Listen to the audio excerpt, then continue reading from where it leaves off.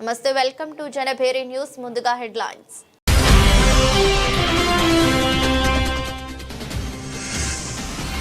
Deputy CM Pawan Kalyan జిల్లాలోని ఏపటం గ్రామంలో పర్యటన సందర్భంగా వృద్ధురాలు ఇంట్ల నాగేశ్వరమ్మ నివాసానికి వెళ్లి ఆమెను పరామర్శ.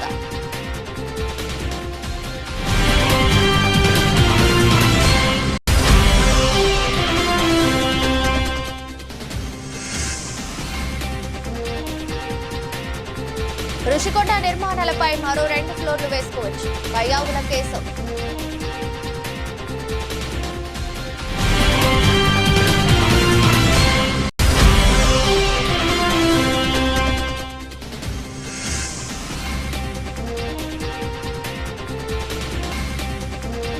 త్వరలోనే సినిమా టికెట్ రేట్లకు ఒకే జీవో ఉండేలా నిర్ణయం. మంత్రి కందుల దుర్గేష్. భారతదేశ గడ్డపై ఎర్ర జెండా గడించిన 100 ఏళ్లలో అనేక ఉద్యమాలకు నాయకత్వం వహించి విజయాలు సాధించిందని సిపిఐ నగర కార్యదర్శి జి కోటేశ్వరరావు వెల్లడించారు. బ్రిటిష్ సామ్రాజ్యవాదులకు వ్యతిరేకంగా సాగిన స్వాతంత్రోద్యమంలో ఎందరో కమ్యూనిస్టులు తమ ప్రాణాలు అర్పించారని స్పష్టం చేశారు. ఈ నేపథ్యంలో డిసెంబర్ 26న జింకానా గ్రౌండ్ నుంచి లెనిన్ సెంటర్ వరకు వందలాది మందితో ప్రదర్శన బహిరంగ నిర్వహిస్తున్నామన్నారు. బుధవారం దాసరి భవన్లో సిపిఐ నగర కార్యదర్శి జి కోటేశ్వరరావు మీడియా సమావేశం నిర్వహించారు. మాట్లాడుతూ భారతదేశంలో 100 సంవత్సరాలుగా ఎర్రజెండా అనేక ఉద్యమాలు చేసి విజయాలను సాధించిందన్నారు. స్వతంత్ర ఉద్యమంలో కూడా అనేక మంది కమ్యూనిస్టులు తమ ప్రాణాలను త్యాగం చేశారన్నారు. అనేక కార్మిక కర్షక చట్టాల కోసం పోరాటాలు చేసిందన్నారు. కమ్యూనిస్టుల ఉద్యమం 100 సంవత్సరాలైన సందర్భంగా నగరంలో జింకానా గ్రౌండ్ నుండి లెనిన్ సెంటర్ వరకు వందల మందితో ప్రదర్శన నిర్వహిస్తున్నామన్నారు. అనంతరం జరిగే బహిరంగ సభలో దేశ రాష్ట్ర నాయకులు పాల్గొని ప్రసంగిస్తారని చెప్పారు. కార్యకర్తలు, అభిమానులు, ప్రజలు పెద్ద సంఖ్యలో పాల్గొని కార్యక్రమాన్ని జయప్రదం చేయాలని కోరారు. ఈ కార్యక్రమంలో నగర సహాయ కార్యదర్శి లంకా దుర్గారావు పాల్గొన్నారు. భారతదేశ గడ్డపై ఎర్ర జెండాకు 100 సంవత్సరాలు. గడిచిన 100 ఏళ్లలో అనేక ఉద్యమాలకి నాయకత్వం వహించి విజయాలు సాధించినటువంటి చరిత్ర భారత కమ్యూనిస్ట్ పార్టీ సిపిఐకి ఉన్నది. ముఖ్యంగా మన దేశాన్ని దోచుకుంటున్నటువంటి బ్రిటిష్ సామ్రాజ్యవాదులకు వ్యతిరేకంగా సాగినటువంటి స్వాతంత్రోద్యమంలో ఎందరో కమ్యూనిస్టులు తమ ప్రాణాలు అర్పించారు. ఫలితంగా అనేక ఆ రోజు ఉన్నటువంటి నేషనల్ కాంగ్రెస్ పార్టీ కానివ్వండి, లేకపోతే ముస్లిం లీగ్ కానివ్వండి, అందరూ కూడా నాయకత్వం వహించడం వలన ఈ దేశానికి స్వాతంత్రం సిద్ధించింది. స్వాతంత్రానంతరం కూడా ఈ దేశంలో ఉన్నటువంటి నిరంకుశవాదులకు వ్యతిరేకంగా అనేక ఉద్యమాలు సాగించింది. ముఖ్యంగా ఉమ్మడి ఆంధ్ర రాష్ట్రాన్ని చూసినట్లయితే తెలంగాణలో ఆ రోజు ఉన్నటువంటి నిజాం నిరంకుశ విధానాలకు వ్యతిరేకంగా కమ్యూనిస్టు పార్టీ వీరోచితమైనటువంటి పోరాటాలు సల్పి 4 లక్షల మంది తమ ప్రాణాలు అర్పించినటువంటి చరిత్ర భారతదేశంలో కమ్యూనిస్ట్ పార్టీకి ఉన్నది. అలాగే అనేక విముక్తి ఉద్యమాలకి నాయకత్వం వహించింది. ముఖ్యంగా కార్మికులు, కర్షకుల్ని ఏకం చేసి అందరిని కూడా సమైక్యం చేసి వారి చట్టాల యొక్క సాధన కోసం నడుం బిగించింది కమ్యూనిస్ట్ పార్టీ. విజయవాడ నగరాన్ని చూసినట్లయితే 2 పర్యాయాలు విజయవాడ నగర పాలక సంస్థకి నాయకత్వం వహించి దశని మార్చింది కమ్యూనిస్ట్ పార్టీలు. ముఖ్యంగా 1981లో టి వెంకటేశ్వరరావు గారి నాయకత్వంలో ఏర్పడినటువంటి మున్సిపల్ కార్పొరేషన్ పాలకపక్షం కొండ శివారు ప్రాంతం నుంచి దిగువ ప్రాంతం నుంచి శివారు ప్రాంతం వరకు కూడా వీధి లైట్లు, మంచినీటి సౌకర్యం, డ్రైనేజీ సౌకర్యం, అన్ని రకాలైనటువంటి సౌకర్యాలు కల్పిస్తూ ప్రజల మీద ఎటువంటి భారాలు వేయనటువంటి పాలన సాగించింది 2 పర్యాయాలు కమ్యూనిస్ట్ పార్టీ ఎర్ర జెండా. కాబట్టి సినిమా ఇండస్ట్రీస్ నుండి వచ్చిన సినిమాలే కాకుండా నూతన నటుల సినిమాలను కూడా ఆదరించాలని ఆల్ఫా సినిమా హీరో, దర్శకుడు, నిర్మాత పట్నాల వెంకటేష్ విజ్ఞప్తి చేశారు. చిరకాలంగా సినిమా తీయాలన్న కోరిక మేరకు 2 సంవత్సరాల పాటు కష్టించి ఆల్ఫా సినిమాను రూపొందిద్దామని వెల్లడించారు. బుధవారం గాంధీనగర్ ప్రెస్ క్లబ్ లో సినిమా నటులు ఆధ్వర్యంలో ప్రెస్ మీట్ జరిగింది. ఈ సందర్భంగా ఆల్ఫా సినిమా ట్రైలర్ ప్రదర్శించారు. సినిమా దర్శకుడు, నిర్మాత, హీరో పట్నాల వెంకటేష్ మాట్లాడుతూ చిరకాలంగా సినిమా తీయాలన్న ఆశయం మేరకు 2 సంవత్సరాల పాటు కష్టించి సినిమా నిర్మాణం చేశామన్నారు. బెంగళూరులో లీడ్ డిజైనర్ గా పనిచేస్తూ వచ్చిన జీతం డబ్బులతో సినిమా రూపొందించామని, కోపం, ఆవేశంతో ఉన్న వ్యక్తి ఒక సాత్విక వ్యక్తిగా ఎలా మారాడన్నదే సినిమా కథాంశమన్నారు. 2 గంటల పాటు సాగే సినిమాలో హాలీవుడ్ తరహా ఫైట్స్ ప్రేక్షకులను అలరిస్తాయని చెప్పారు. జనవరి 2వ తేదీన రిలీజ్ అయ్యే మా సినిమాను తెలుగు ప్రేక్షకులు తప్పక ఆదరిస్తారని ఆశాభావం వ్యక్తం చేశారు. నేను ఇంజనీరింగ్ పూర్తి చేసుకోగానే సినిమా ఫీల్డ్ వైపు రావాలని ఆలోచన జరిగింది. సో అదే పట్టుదల మీద ఇండస్ట్రీ సపోర్ట్ లేదు అని తెలిసి ఒక షార్ట్ ఫిల్మ్ తీసాం మేము. సో ఆ తర్వాత కాంటాక్ట్స్ లేకో కొన్ని వేరే కారణాల వల్ల మాకు లింక్ దొరకలేదు ప్రొడ్యూసర్స్కి. సో అందుకని సెల్ఫ్ ప్రొడ్యూస్ చేసుకొని జాబ్ చేస్తూ ఈ సినిమా తీయడం జరిగింది, ఆల్ఫా అనేది. ఇది ఒక కొత్త రకమైన సినిమా. దీంట్లో ఇంటర్వెల్ లాగా ఏమీ ఉండదు. ఒక హాలీవుడ్ కైండ్ ఆఫ్ ఫిల్మ్ తీయడానికి ట్రై చేసాం. This is a character based cinema. దీంట్లో నార్మల్ తెలుగు సినిమాల్లో ఉండే కమర్షియల్ ఎలిమెంట్స్ తక్కువ. వాటికంటే సినిమా పరంగా it's a very better film. ఇంకా ఏం చెప్పాలి. సో జనవరి 2వ తారీఖు రిలీజ్ అని ప్లాన్ చేసుకున్నాం మేము. ఈ చిత్రం విజయవాడ, వైజాగ్, హైదరాబాద్ మేజర్గా రిలీజ్ అవుతుంది. సో జనాలు చూసి దాన్ని ఏ రకంగా అయితే రిసీవ్ చేసుకుంటారో దాన్ని బట్టి మేము ఆ తర్వాత థియేటర్స్ కౌంట్ పెంచుదామని ప్లాన్ చేసుకున్నాం. సో 2 గంటలు ఉంటుందండి.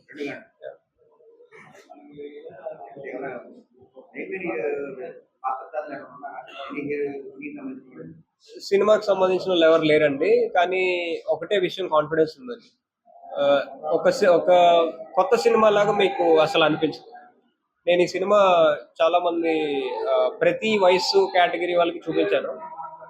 ఒక 2 నిమిషాలు సినిమా చూపించేసరికి వాళ్ళు ఒక 45 minutes to 1 hour ఈజీగా చూస్తారు.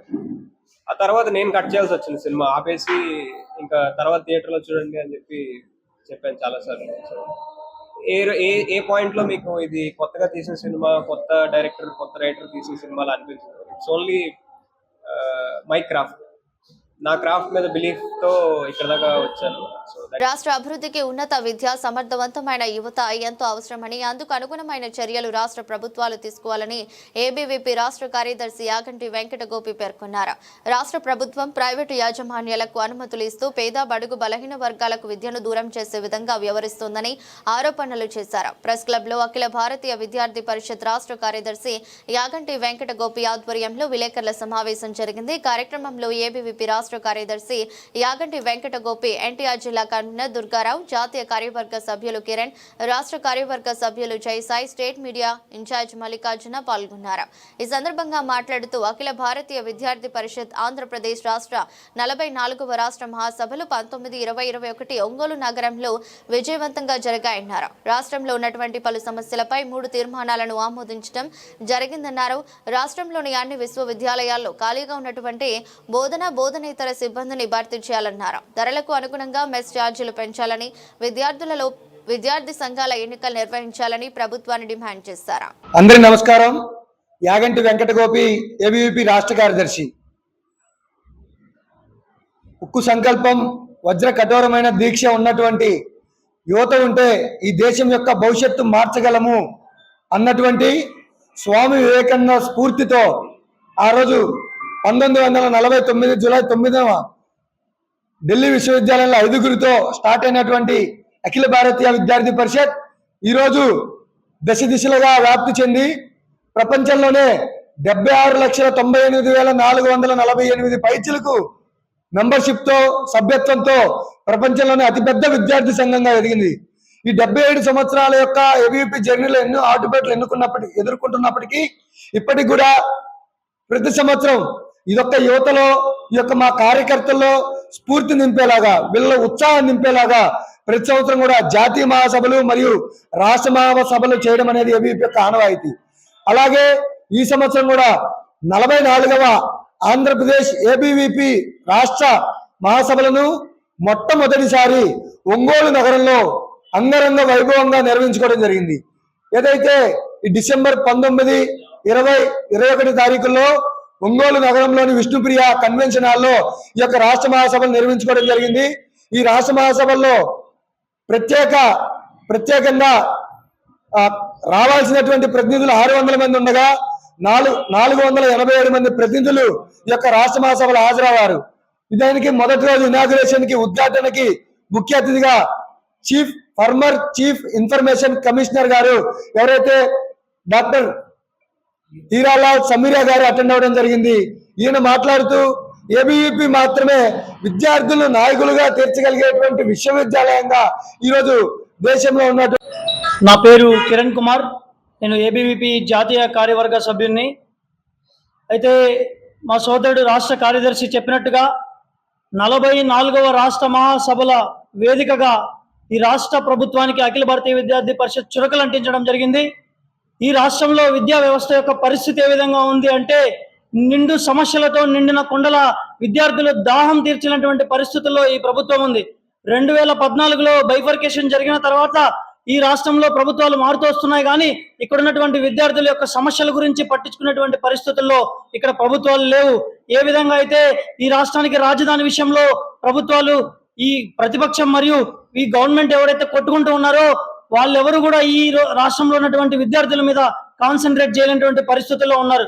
అదే విధంగా ఈ రాష్ట్రంలో ఉన్నటువంటి విద్యా సంస్థలు కలిగినటువంటి యాజమాన్యం మొత్తం రాజకీయాల్లో ఉండడం ఒక దురదృష్టకరమని నేను ఈ వేదికగా తెలియజేస్తా ఉన్నా. ఎందుకు అంటే ఈ రాష్ట్రంలో ఉన్నటువంటి ప్రభుత్వాలన్నీ కూడా ప్రైవేట్ యాజమాన్యాలు ఏవైతే ఉన్నాయో వాటికి పూర్తి సహకారం అందిస్తూ ఈ రాష్ట్రంలో ఉన్నటువంటి విశ్వవిద్యాలయాలు ఏవైతే ఉన్నాయో వాటి పరిస్థితి నీరు గార్చేటువంటి ప్రయత్నం ప్రభుత్వాలు చేస్తా ఉన్నాయి.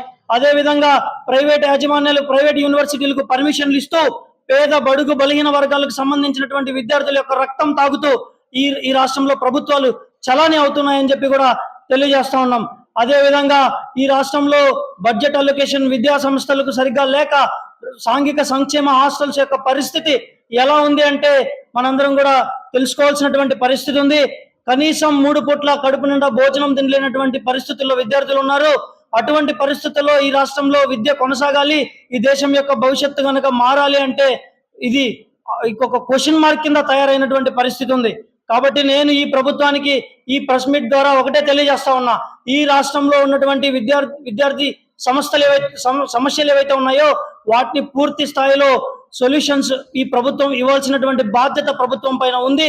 అదే విధంగా ప్రైవేట్ యాజమాన్యాల మీద ఏ విధంగా ప్రేమ చూపిస్తున్నాయో ఇక్కడ విశ్వవిద్యాలయాలు ఏవైతే గవర్నమెంట్ విశ్వవిద్యాలయాలు ఉన్నాయో వాటి మీద కూడా కాస్త ప్రేమ చూపించి ఇక్కడ ఉన్నటువంటి బడుగు బలహీన వర్గాలు ఎవరైతే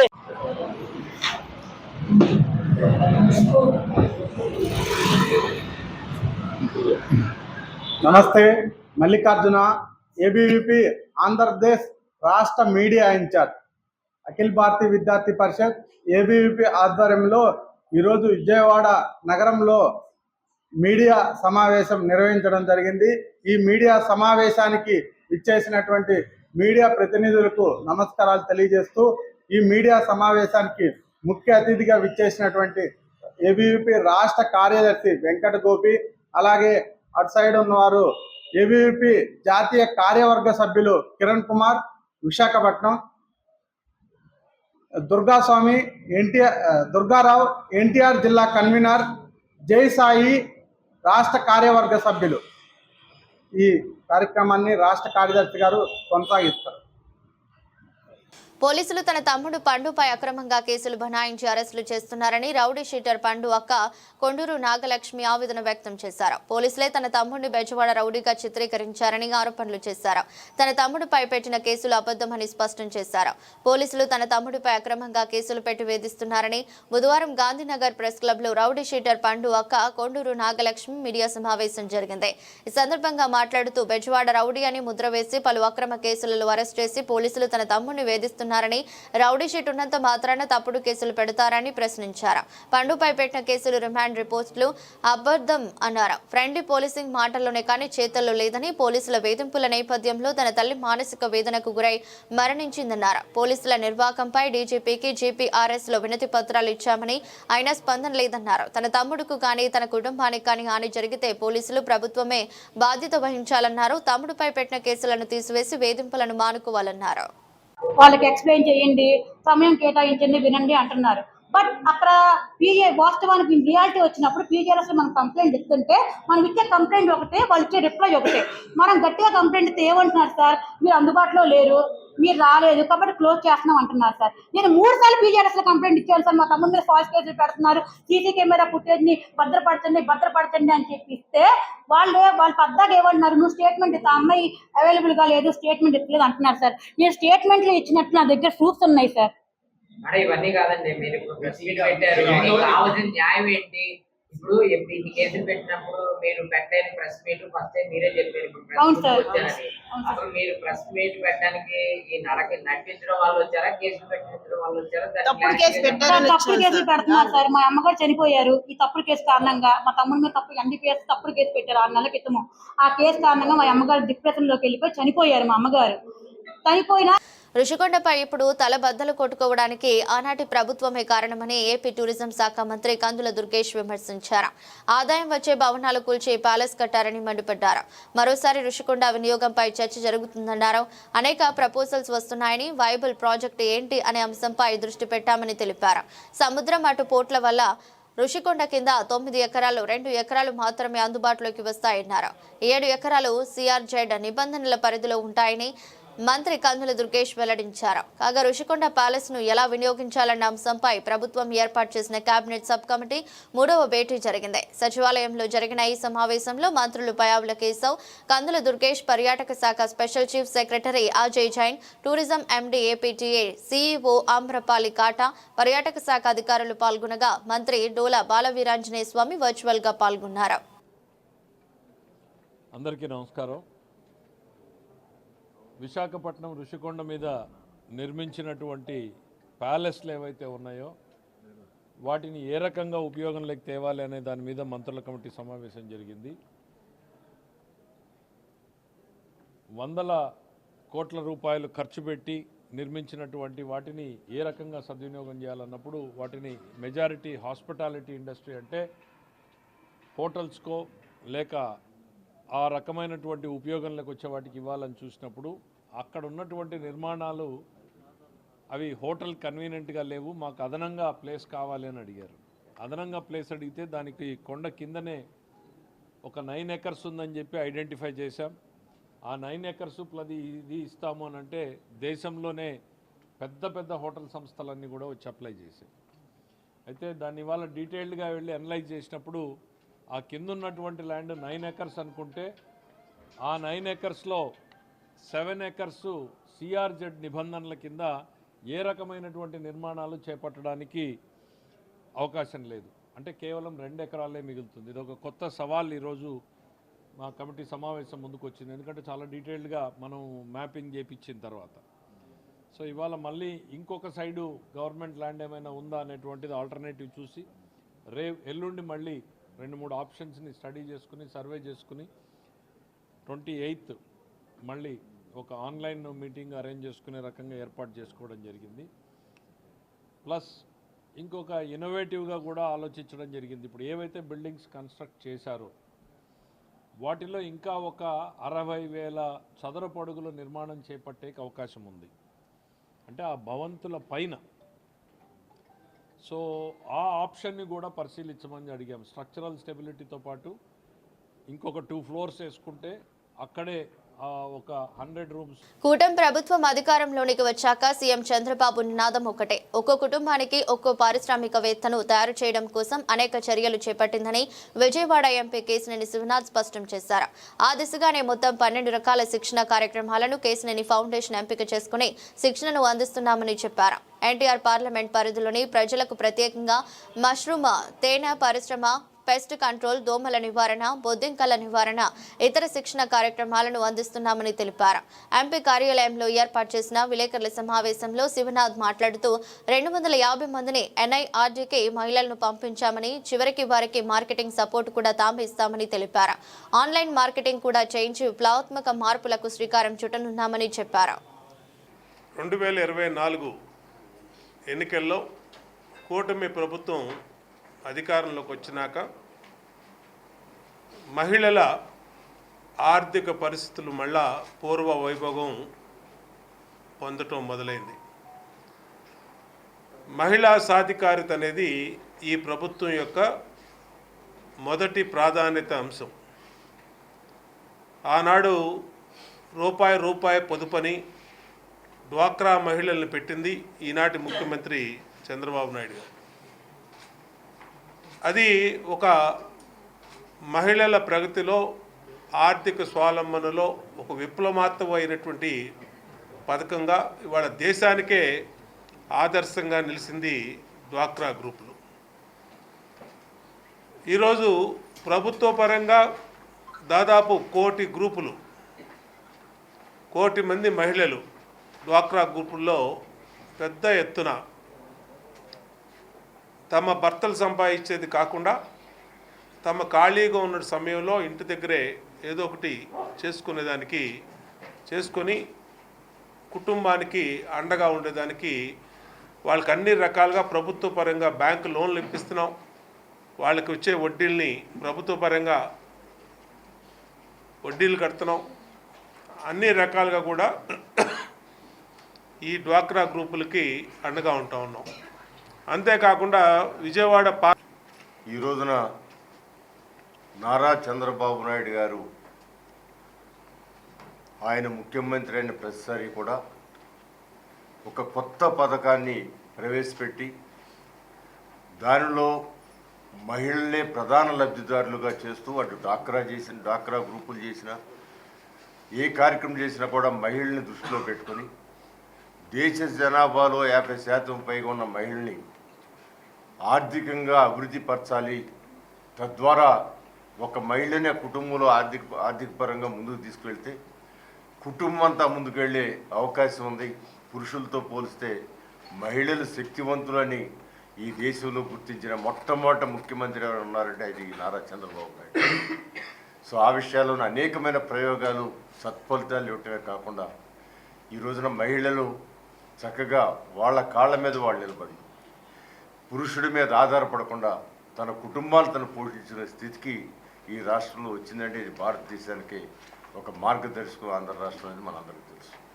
ఇవాళ 2024లో ఆయన ముఖ్యమంత్రి అయిన తర్వాత నారా చంద్రబాబు నాయుడు గారి మొట్టమొదటి స్లోగన్ ప్రతి ఇంటిలో ఒకళ్ళు ఎంటర్ప్రెన్యూర్ అన్నా కావాలా, ఉద్యోగస్తులన్నా కావాలా, ఆ 2 మాత్రమే ఆ కుటుంబాల పేదరికం నుంచి బయటికి తీసుకురాగలదని చెప్పి ఆయన చెప్పి ప్రోత్సహించిన దాంట్లో ఇవాళ మన ఎంపీ కేసినేని చిన్ని గారు ఒక ప్రత్యేక పథకంగా అటు గ్రామీణాభివృద్ధి సంస్థల నుంచి కానివ్వండి, కేంద్రంలో పంచాయతీరాజ్ సంస్థల నుంచి కానివ్వండి, లేకపోతే టెక్నాలజీ రూరల్ టెక్నికల్. అందరికీ నమస్కారం. ఇవాళ గౌరవ ముఖ్యమంత్రి నారా చంద్రబాబు నాయుడు గారి ఆదర్శాలు మా గౌరవ ఎమ్మెల్యేలు బోండవమ్మ గారు, గద్దె రామ్మోహన్ రావు, నన్ను, అంతేకాకుండా మీరా గారు, బుద్ధ వెంకన్న గారు, వీరందరి ఆలోచన ప్రతిరూపమే ఈ ట్రైనింగ్. మనం చూస్తే నేను రాజకీయాల్లోకి కొత్తగా వచ్చిన నన్ను చెయ్యి పట్టుకుని నడిపిస్తా, నేను ఏ విధంగా వెళ్ళాలని నాకు సలహా సూచనలు ఇచ్చిన వ్యక్తులు ఇక్కడ ఉన్న వ్యక్తులు. వీళ్ళ అడుగుజాడల్లో మనం చూస్తే బోండవమ్మ గారు మరి 2009లో పెన్షన్ లేని సమయంలో పెన్షన్లు అనేది ఒక కొత్త సృష్టి. ఆ రోజు మరి అంటే ఆ రోజు ప్రభుత్వమే పెన్షన్లు ఇచ్చే సమయంలో ప్రైవేట్గా పెన్షన్లు ఇవ్వటం. గద్దె రామ్మోహన్ రావు ప్రతినిత్యం ప్రజల్లో చిన్న చిన్న వ్యాపారస్తులకి తగిన విధంగా సహాయం చేయటం, అట్లాగే మీరా గారు కానీ వెంకన్న గారు కానీ విజయవాడ పశ్చిమ నియోజకవర్గంలో ఇటువంటి సహాయ కార్యక్రమాలు చేస్తా చిరు వ్యాపారులకి సహాయంగా ఉండటం. ఎన్నో కార్యక్రమాలు నేను ఎగ్జాంపుల్గా 1-2 చెప్పాను, కానీ ఎన్నో కార్యక్రమాలు చేస్తూ ఉంటారు. వీరందరూ కూడా నన్ను సహకరించి నన్ను ఈ విధంగా నడిపించి, నేను ఎలక్షన్స్ సమయంలో కూడా నన్ను ఈ విధంగా కార్యక్రమాలు చేస్తే బాగుంటాయని నన్ను గైడ్ చేసిన వ్యక్తులు. అధికారంలోకి వచ్చినాక గౌరవ ముఖ్యమంత్రి నారా చంద్రబాబు నాయుడు గారి నినాదం ఒకటే, ఎన్ ఎంటర్ప్రెనర్ ఇన్ ఏ ఫ్యామిలీ అనే ఒకే ఒక్క ఆంధ్రప్రదేశ్లో సినిమా టికెట్ ధరల విషయంలో నెలకొన్న గందరగోళానికి తెరదించుతూ అన్ని సినిమాలకు వర్తించేలా ఒకే సమగ్ర జీవోను తీసుకురావాలని భావిస్తున్నట్లు సినిమాటోగ్రఫీ మంత్రి కందుల దుర్గేష్ తెలిపారు. బుధవారం సచివాలయంలో జరిగిన సినిమా టికెట్ ధరల హేతుబద్ధీకరణ కమిటీ సమీక్ష సమావేశం అనంతరం మంత్రి దుర్గేష్ మీడియాతో మాట్లాడారు. ప్రతి సినిమా బడ్జెట్ను బట్టి విడివిడిగా జీవోలు ఇచ్చే పద్ధతికి స్వస్తి పలికి ఒకే విధానం కింద టికెట్ ధరలు ఉండేలా చర్యలు తీసుకుంటామన్నారు. సినిమా పరిశ్రమ మనుగడ సాగించడంతో పాటు సామాన్య ప్రేక్షకుడి భారం పడకుండా సమతుల్యత పాటిస్తామని నిర్మాతలు, డిస్ట్రిబ్యూటర్లు, ఎగ్జిబిటర్ల అభిప్రాయాలను పరిగణలోకి తీసుకుని సినీ పరిశ్రమకు మేలు జరిగేలా నిర్ణయం తీసుకుంటామన్నారు. పెద్ద బడ్జెట్ సినిమా ఆర్టిస్టుల రెమ్యూనరేషన్ పై చర్చించి ఒక నిర్ణయానికి వస్తామన్నారు. అన్నిటికీ కేటగిరీ ప్రకారం సమానంగా టికెట్ల ధరలు పెంచే విధానం పరిశీలిస్తున్నామన్నారు. త్వరలోనే డిస్ట్రిబ్యూటర్లు, నిర్మాతలతో సమావేశం జరిపించి అనంతరం మంత్రి దుర్గేష్ ను సత్కరించారు. డిప్యూటీ సీఎం పవన్ కళ్యాణ్ జిల్లాలోని ఈపటం గ్రామంలో పర్యటించారు. ఈ సందర్భంగా వృద్ధురాలు ఇండ్ల నాగేశ్వరమ్మ నివాసానికి వెళ్లి ఆమెను పరామర్శించారు పవన్. నీ బిడ్డగా నీ ఇంటికి వచ్చానంటూ నాగేశ్వరమ్మ కళ్లకు నమస్కరించారు. ఆపై వృద్ధురాలికి కొత్త బట్టలు ఇవ్వడంతో పాటు 50,000 నగదు, వికలాంగుడైన మనవడికి ₹1,00,000 డిప్యూటీ సీఎం అందజేశారు. అంతేకాకుండా పవన్ కళ్యాణ్ తన ఎమ్మెల్యే జీతం నుంచి 5,000 ప్రతి నెల పెన్షన్ రూపంలో వృద్ధురాలికి ఇస్తానని హామీ ఇచ్చారు. డిప్యూటీ ముఖ్యమంత్రి పవన్ కళ్యాణ్ వృద్ధురాలికి ఇచ్చిన మాట నిలబెట్టుకున్నారు. అలాగే అనారోగ్యంతో బాధపడుతున్న ఇంట్ల నాగేశ్వరమ్మ కుమారుడు కోసం 3 లక్షల సీఎంఆర్ఎఫ్ చెక్ ను అందజేశారు. భవిష్యత్తులో అండగా ఉంటానని వృద్ధురాలికి హామీ ఇచ్చారు. ఎప్పుడు ఎలాంటి సాయం కావాలన్నా పార్టీ ఆఫీస్కు రావాలని ఇంట్ల నాగేశ్వరమ్మకు పవన్ కళ్యాణ్ చెప్పారు. పవన్ రాకతో నాగేశ్వరమ్మ సంతోషం వ్యక్తం చేసింది. గత వైసీపీ హయాంలో రోడ్డు విస్తరణ పేరుతో ఇప్పటంలో జనసేన కార్యకర్తల ఇళ్లను కూల్చివేసిన విషయం తెలిసిందే. జనసేన ఆవిర్భావ సభకు భూములు ఇచ్చారనే కక్షతోనే ఇళ్లను కూల్చేశారని ఆరోపణలు ఉన్నాయి. విషయం తెలిసిన వెంటనే అప్పట్లో గ్రామంలో పర్యటించిన పవన్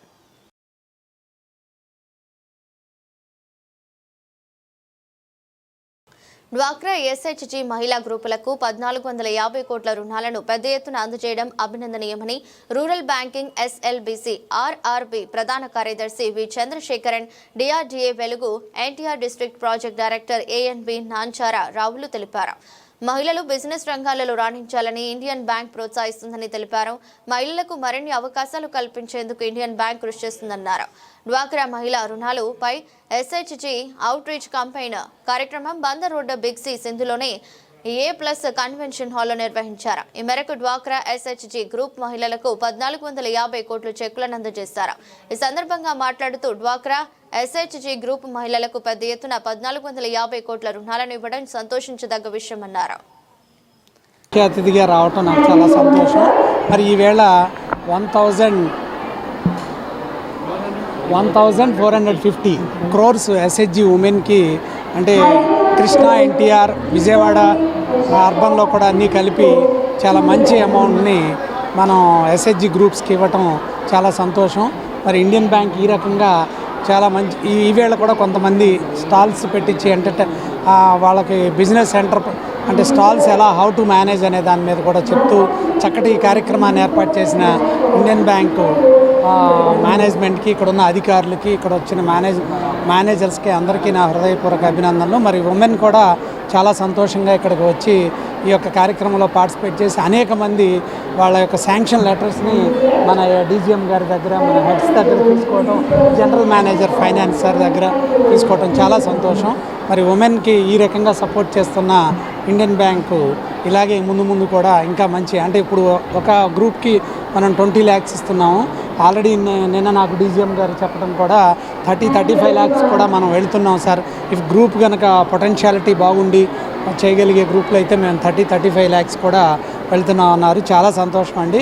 ఇండియన్ బ్యాంక్ ఈ విధంగా ఎస్హెచ్జి ఉమెన్కి మంచి సపోర్ట్ చేస్తూ లైవ్లీహుడ్ యాక్టివిటీస్లో వాళ్ళు తీసుకున్న ప్రతి అమౌంట్ని కూడా వ్యాపారం ఎలా అంటే స్మాల్ ఎంటర్ప్రైనర్ నుంచి మైక్రో ఎంటర్ప్రైనర్ వరకు కూడా వాళ్ళ వ్యాపారానికి ఉపయోగించి స్త్రీలు మన ప్రభుత్వం ఆశిస్తున్నటువంటి 1 family 1 ఎంటర్ప్రైనర్లో మంచి భాగంగా ఈ యొక్క बैंक इसमें पूरा आंध्रा तेलंगाना दोनों मिला के 8 जोन्स है इंडियन बैंक में. ये सारा मिला के 1150 करोड़ आज सैंक्शन दे रहे हैं. इसमें 500 करोड़ लगभग 500 करोड़ तो आज ही अकाउंट में खाते में आ जाएगा, ग्रुप्स का खाते में आ जाएगा. इधर का ये आंध्रा में तेलंगाना में क्या है स्पेशलिटी क्या है, उसमें पैसा जितना देते हैं वो पूरा वापस आ जाता है. एनपीए नहीं है. एनपीए 0.2%, 0.3% वो भी कोई कारण के कारण होता है, अदरवाइज वो एनपीए होता ही नहीं है. तो पूरा इंडियन बैंक का फोकस है ये आंध्रा एंड तेलंगाना में, इसीलिए बहुत ज़्यादा है। अब 7,500 इतना 7,500 करोड़ हमारा एसएचजी आउटस्टैंडिंग है दोनों स्टेट मिला के, जो बहुत बड़ा रकम है। ये क्यों इतना इंडियन बैंक दे रखे हैं, ये पैसा वापस आ रहा है। ये हम ये भी बोल रहे हैं लाखपति दीदी स्कीम भी है, आपने साथ भी बताया ना आपको DRDA, वो स्कीम में भी वो इंडिविजुअल एंटरप्रेन्योर के लिए भी हम लोन दे रहे हैं, उसमें भी बहुत कंसेशन इंटरेस्ट रेट में दे रहे हैं, उसमें भी ज़्यादा एंटरप्रेन्योर्स को हम मोटिवेट कर रहे हैं। ये मार्केटिंग के लिए भी हम इन लोगों को सलाह दे रहे हैं, उनको ये बोल रहे हैं कि आप लोग कोई सोशल मीडिया के थ्रू मार्केटिंग करो और कोई एग्जीबिशन डाल दो। इसलिए ये कैंपेन हम हमेशा हर क्वार्टर में एक बार ये बड़ा लेवल में कैंपेन करते हैं। ये कार्यक्रम SHG के लिए किया गया है और आप देख रहे हैं कि हम इंडियन बैंक के द्वारा 1,100 करोड़ का ऋण वितरण किया जा रहा है, जिसमें हमारे 8 जोन भाग ले रहे हैं। हमारा उद्देश्य ये है कि हर एक परिवार में कम से कम एक महिला उद्यमी ऐसा हो जिनकी आय 1 लाख रुपए से अधिक हो, जैसा कि केंद्र सरकार की अवधारणा है, उसके अनुरूप हम ये कार्य कर रहे हैं। और विभिन्न महिला समूहों ने अपना स्टॉल भी लगाया है, जो यह दिखाता है कि इस हमारे द्वारा दिए गए ऋणों का उचित उपयोग किया जा रहा है। हम उम्मीद करते हैं कि इंडियन बैंक हमेशा इस तरह के कार्यक्रमों में अपनी भागीदारी सुनिश्चित करेगा। धन्यवाद। వార్తలు ముగించే ముందు మరోసారి హెడ్లైన్స్।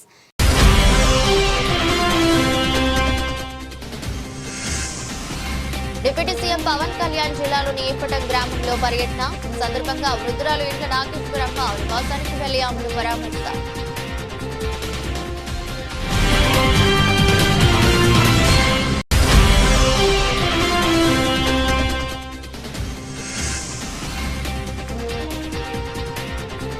రుషికొండ నిర్మాణాలపై మరో 2 ఫ్లోర్లు వేసుకోవచ్చు, పయ్యావుల కేసు।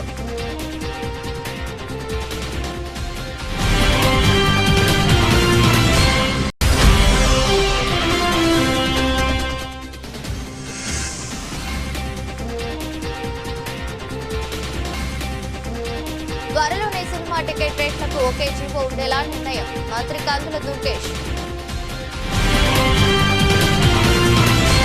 ఇది బులెటిన్, మరో బులెటిన్లో మళ్ళీ కలుద్దాం. అంతవరకు సెలవు, నమస్కారం.